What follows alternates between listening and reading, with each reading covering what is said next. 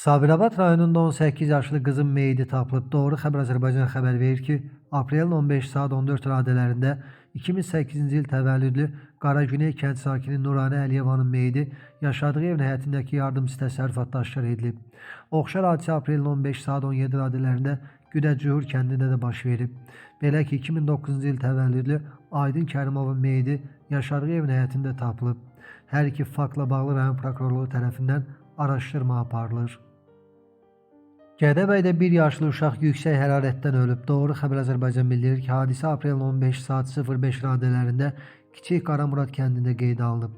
Belə ki, 2025-ci il təvəllüdlü Rəsul Elmanoğlu Əsədov yüksək qızdırma ilə xəstəxanaya çatdırılıb və orada dünyasını dəyişib. Faktla bağlı araşdırma aparılır. Paytaxtın Qaradağ rayonunda ölümlə nəticələnən bədbəxt hadisə olub. Aprelin 15 saat 18 radələrində Lökbatan qəsəbə sakini 1978-ci il təvəllüdlü Sərvan Məhərrəmov yaşadığı evin həyətində yıxılaraq ölüb. Faktla bağlı rayon prokurorluğunda araşdırma işləri aparılır.